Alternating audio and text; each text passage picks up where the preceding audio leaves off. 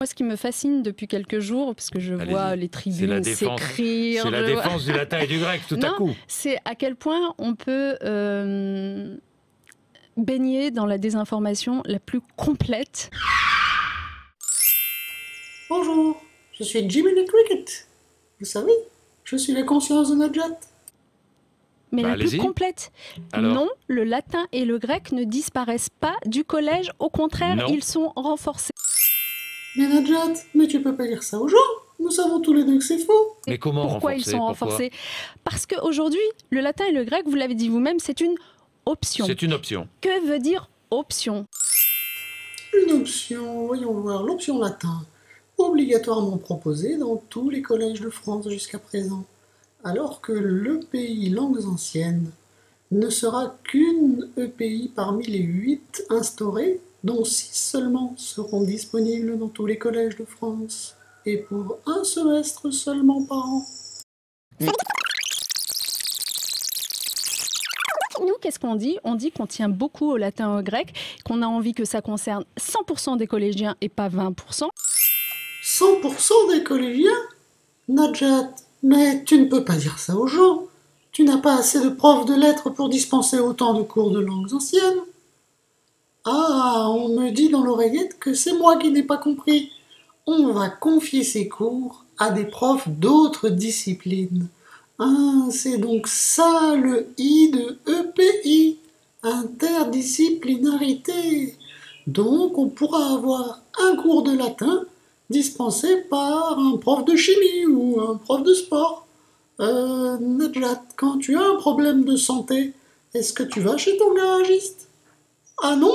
Alors, pourquoi tu y enverrais les collégiens? Et donc, qu'est-ce qu'on fait? On le transforme en enseignement pratique interdisciplinaire. Un enseignement, ça veut dire que c'est dans le temps de la scolarité. Ça fait partie des 26 heures. Et le conseil pédagogique décide de cet enseignement. Oui, bien sûr, mais sinon, mais Jean-Jacques Bourdin, le système des options aujourd'hui, comment croyez-vous que ça marche? C'est aussi quand le chef d'établissement voulait, tous les établissements n'ont pas d'options. Nadjat, tu ne peux pas dire ça aux gens non plus. Tu sais très bien que depuis la réforme des cycles du collège, l'option latin est légalement disponible dans tous les collèges à partir de la 5e. Sauf que demain, la différence entre l'option latin-grec telle qu'elle existe aujourd'hui et l'enseignement de latin-grec tel qu'il existera demain, c'est que demain, chaque établissement aura, sur une palette de 8 enseignements pratiques interdisciplinaires, l'obligation d'en faire au moins 6. Donc au moins 6, ça veut dire que le latin-grec a beaucoup plus de chances de se retrouver dedans qu'il n'était aujourd'hui dans les options. Alors, pourquoi est-ce que nous souhaitons que tous les élèves puissent accéder au latin-grec? Et c'est pour ça que, pardon, j'en souris presque, mais je trouve ça ahurissant de devoir démentir en permanence des rumeurs, alors qu'il suffit d'aller regarder le projet du ministère sur le site du ministère, éducation.gouv.fr. Éducation.gouv.fr, allons-y. Voilà, je clique sur les FAQ, je scrolle jusqu'au paragraphe sur les langues anciennes et qu'est-ce que je lis? Comme aujourd'hui, les élèves pourront apprendre le latin de la 5e à la 3e. Réfléchissons, je choisis le pays latin au début de ma 5e, je suis les cours jusqu'à la fin du semestre où le pays s'arrête.